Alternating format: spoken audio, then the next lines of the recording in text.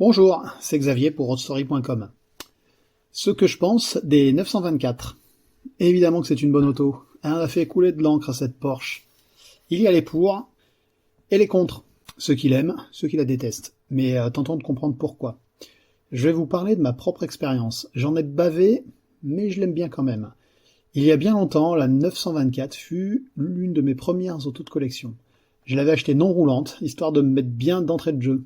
Faut reconnaître que si les Porsche ont une réputation de fiabilité, faut pas déconner quand même. Je dirais que ce sont des autos de sport qui sont fiables comme des voitures de tous les jours de leur époque, ce qui est déjà pas si mal. Bref, j'acquiers cette merveilleuse 924 boîte 4 rouge de 77 au début des années 2000. L'auto n'est pas si vieille que ça à l'époque puisqu'elle a seulement 23 ans. Mais n'a pas tourné depuis quelques années. Elle est donc vendue en panne, en l'état, sans contrôle évidemment. Je la ramène chez moi en la tractant avec la XM de mon père, un formidable auto au passage. La remise en route, qui ne s'apparentait qu'à une simple pause de batterie, vidange, etc., se révélera être une véritable galère, car il faut bien le reconnaître, j'ai écopé de toutes les pannes possibles et inimaginables que l'on puisse avoir sur cette bagnole. À l'époque, j'ai quelque chose comme 22 ans, un peu d'expérience en bricolage, même si j'ai déjà redémarré quelques brélons, je me suis jamais lancé dans de la grosse mécanique. Bien sûr, ma première voiture fut une EX-Sport, achetée non roulante elle aussi, dans une casse, mais il faut admettre que j'étais bien tombé, et qu'après un réglage carbu fait par un pro, tout allait bien. Mais là non, tout s'annonce mal. À l'époque, Facebook n'est pas là, les groupes de discussion n'existent pas, et il faut se diriger vers les sites internet au design et ergonomie douteux pour glaner des infos et réussir à avancer.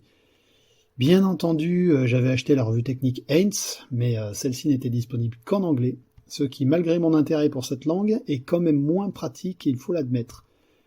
Au fil de mes recherches, rencontres et investigations, j'ai dû, en plus de la vidange de base, changer le relais de pompe à essence, le filtre à essence, le doseur d'injection, les bougies, fils, tête d'allumeur, qui touchent immanquablement le capot, la pompe à essence, nettoyer le système d'injection, le réservoir, la distribution, la pompe à eau, changer les joints de carter, ainsi que le fameux joint 2001 dont l'un des deux avait eu l'idée de se barrer dans l'embrayage, noyant littéralement ce dernier dans l'huile et m'obligeant à le changer aussi.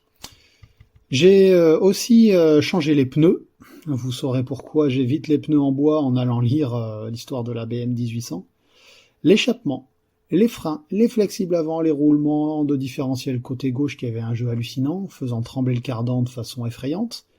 J'ai eu bien évidemment des problèmes électriques, car rappelons-le, les Porsche de l'époque n'ont rien à envier aux Alfa et Fiat contemporaines de ce côté-là.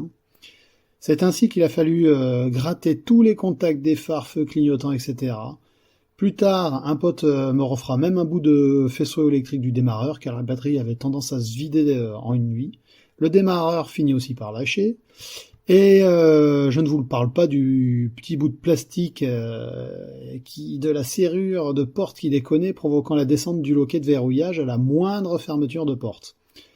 Je me suis fait avoir en laissant les clés sur le contact une fois. Imaginez la sensation de bagnole envoûtée que vous pouvez éprouver en voyant le petit boudrin du tout se baisser tout seul quand vous claquez la porte, comme pour vous narguer. Bref, quelle auto de marque à la réputation de fiabilité pourrait de nos jours cumuler toutes ces tares? Même une caisse de 23 ans. Bon, j'ai fini par régler tous ces problèmes, et avec le temps, il faut admettre que les qualités dynamiques de l'auto ont vite effacé ce palmarès de panne. D'ailleurs, quelques années plus tard, mon frère Roland en rachètera une boîte 5 bleue de la même époque. Et aura lui aussi son lot de déconvenues. Panne de batterie, problème d'allumage, d'injecteur de starter à froid, à chaud, relais de phare qui déconne, de nuit, sur l'autoroute, c'est encore plus drôle. Je me revois en train de lui refaire une soudure à l'étain dans le relais et lui refaire un réglage de vis platiné la veille d'un rallye qui se terminera pas de toute façon, le silencieux intermédiaire ayant décidé de se couper en deux. Bien que neuf.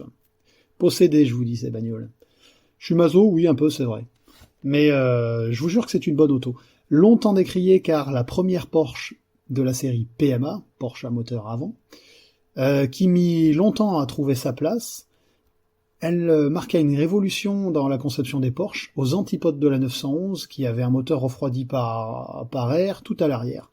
Ce petit 4 cylindres refroidi par eau, basé sur un bloc Volkswagen Audi qui, rappelons-le, n'a jamais été monté tel quel dans aucune auto du groupe, l'ensemble mobile, la culasse étant spécifique à Porsche. Il a causé l'effet d'un tremblement de terre chez les puristes de la marque. Mais elle est pourtant arrivée à temps car ces excellents chiffres de vente ont permis à la marque de se sortir d'une situation délicate. Les Porschistes intégristes lui doivent bien ça aujourd'hui. Longtemps appelé Porsche du pauvre, ce à quoi j'avais répondu à un pote qui lui avait une 4 chevaux que je préférais rouler dans une Porsche du pauvre que dans la Renault du pauvre. Elle a sans doute souffert de la comparaison avec la Fuego sortie quelque temps après, et qui n'a pas su cacher son aspiration stylistique. De nos jours, tout ça est un peu tassé, et la cote d'amour, et financière aussi, commence à remonter. Cette voiture est bien née, elle est équilibrée, confortable, efficace, et si les plus sportifs peuvent lui reprocher un manque de jus dans sa version 2 litres de 125 chevaux, il leur restera la S, voire la Turbo, ou bien une 944 plus puissante, aux environs de 150 à 177 chevaux pour la Turbo.